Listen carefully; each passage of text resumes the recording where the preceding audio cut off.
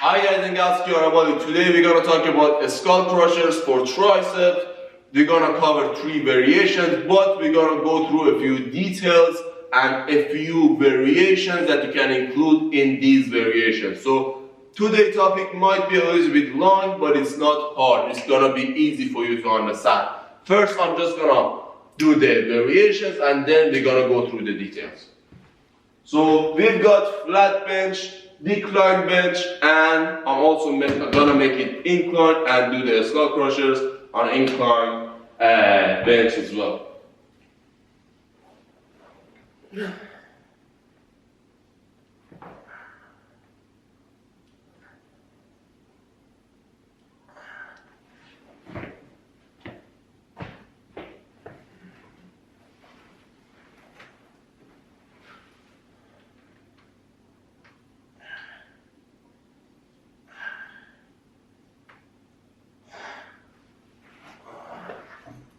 And that's last.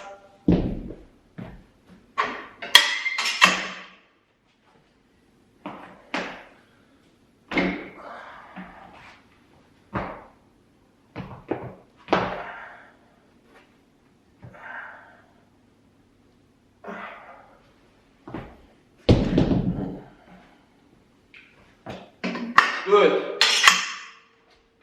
Again, flat, decline, incline. As you notice, the main difference they had was the positioning of the upper arm or humerus bone. So where you, just to put it simply, where you put your elbow is different in these variations. We are just bringing the hand up in all of them. We are extending the elbow in all of those variations, but where you position the elbow matters. The reason is where you position the elbow is gonna say which heads are getting contracted. The higher you bring it, the more freedom the long head of the tricep has to get contracted. I already have a few videos about the tricep. I'll go through the anatomy, but just to put it in simple terms, because the tricep has 3 heads, lateral, medial, and long head, lateral, medial, long, and the long head is the only head that crosses the shoulder. Because of that, if you want to get the long head activated, you need to give it a little bit freedom. So then it's too much close to the body. It's going to be a little bit hard for this muscle to get contracted the best possible way. Although this muscle helps you do adduction of the arm and extension of the shoulder, but still, if it's just too much limited and to your side, it's gonna be a little bit weaker than it can be. So by bringing the elbow up, you're gonna incorporate the long head of the tricep more, and that's the difference that they all had. As you saw, when you were doing it on a decline, the elbow was a little bit closer to your body. And the reason is, normally, just subconsciously, when you want to do this exercise, you try to bring this bone, so the humerus bone or your upper arm, which is from the elbow to the shoulder, you try to make it perpendicular to the ground. The reason is because it's easier. Now, I'm gonna cover what happens when you bring it back and forward, but for now, just consider the perpendicular to the ground, so vertical, 90 degrees to the ground. That's gonna be the easiest for balance, and that's why you normally do that. So when you want to make it perpendicular to the ground, but your body is angled like this, this bone is going to be closer to your body, so the long head of the tricep is going to be a little bit under limitation. So because of that, it's not going to be contracted the best way. But when you are on an incline bench, so something like this, now your body is angled up, and if I want to make this bone perpendicular to the ground, now it is more than 90 degrees. So the elbow is higher than 90 degrees, and that's gonna help me use my tricep, the long head of the tricep, best possible way. Now there are considerations about how much you should bring it up and things like that. We're gonna cover it in a few bits. And also the flat bench is gonna be something in between them. For a lot of the things that we're gonna discuss, the flat bench is gonna be between decline and incline. So we might not go through that much of the detail for flat bench, but just consider it something in between those two other variations. Now, we talked about perpendicular to the ground. So the humerus, this bone is supposed to be perpendicular. What happens if you bring it back or forward? First we're gonna give you the example on the flat bench. If I want to do the tricep and I grab a dumbbell and I bring it up and do it like this, again as mentioned, the stability is supported. But if I bring it back and do the exercise, it's gonna be harder, and the reason is you have to use your tricep constantly.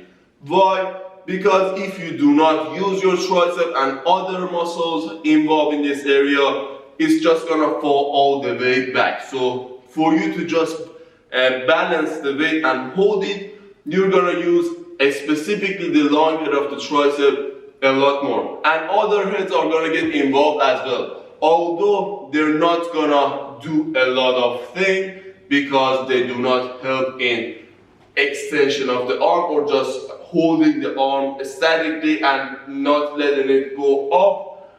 So even a static holding, a static hold is gonna incorporate the long head of the tricep. Although those other heads do not extend the arm, but still, because you have to hold something in this position and not let it come down, these heads are gonna be activated as well. So when the weight is here, so it's perpendicular to the ground, I do not have any resistance on my tricep, I'm just holding it. But if it comes back, again, two things. I have to hold my humerus so it doesn't go back, so long head, and also I have to hold my hand so it doesn't come back. So this is the main difference if you bring the humerus a little bit back, and that's going to be the same thing for the decline as well. But because the decline, the elbow is a little bit closer to your body, the long head is not going to be that much activated because again it needs a little bit more freedom to perform at its best, but still it's going to be activated. Now what happens when you go incline and you want to bring the humerus, this bone, even a little bit back? First of all, you have to be sure that you have the flexibility, because when you're inclined, your elbow is already higher than 90 degrees. And if you want to bring it even more back, you have to be sure that the weight is appropriate. So you might not be able to do the same weight that you did with a decline on an incline. I'm going to go through the details and then we go a little bit further. But one of the details, as mentioned, is flexibility and also health of the shoulder. It doesn't matter how much flexible you are. When you want to bring the elbow too much up, it's just going to be uncomfortable for the shoulder. It doesn't matter if the long head of the tricep is freer and you have more energy. You've got to consider that you might cause other issues like AC joint problem and also tendinopathy and other issues surrounding the shoulder. Now what happens if you bring the humerus a little bit forward? So we cover this, we cover this. What happens if you bring it a little bit back and do this? Now, a lot of people do this. Now, this is a little bit of exaggeration, but Some people bring the elbow a little bit back. When you bring the humerus a little bit forward, so you are in this position, you need to hold this weight, because if you do not, it's gonna come down. So the muscle that is gonna get activated a lot is gonna be front delt. So you need to activate the front delt a lot more, and also your bicep is gonna be activated as well, because it needs to control the movement, and that is not what you really want unless you're training for a strength. Now you're gonna be a little bit stronger, but it's not the best isolation exercise or variation. So if you're training for a strength, of course you're gonna use shoulder, other muscles are gonna be involved. Also, your stability is a little bit better compared to bringing it more than 90 degrees. But if your goal is tricep, just make sure it's either perpendicular or more than 90 degrees. Especially if you are on an inclined bench, so something like this, and you try to bring the humerus a little bit down, so not perpendicular to the ground, a little bit down. It's gonna be really hard to perform the exercise. So make sure, again, you have the strength for that. So we covered the degree of shoulder flexion and extension, whether you're on a flat bench, whether you're on a decline or incline. So where you put this bone. We also covered whether this bone is perpendicular to the ground or a little bit more than 90 degrees or a little bit less than 90 degrees. Now let's talk about the hand positioning. There are three things that you can do with your hand. You can keep it supinated like this, you can keep it neutral, and you can also pronate it. Now, as mentioned in my other videos, when you have your hand supinated, because the elbow tends to be closer to your body, you're gonna use more the inner part of your triceps, so your long head and medial head are gonna be activated a little bit more. But when you pronate, because the elbow tends to come out, because of it's just easier for you to perform it when you pronate. So the lateral head of the tricep is going to be activated a lot more, and you can just try it on the flat bench or incline or decline.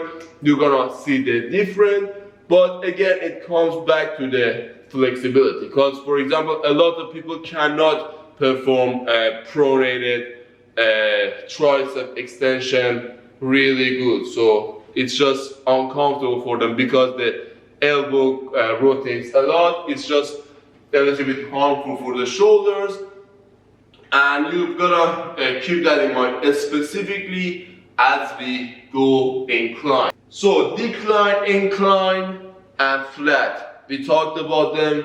We talked about the humerus, we also talked about the hand.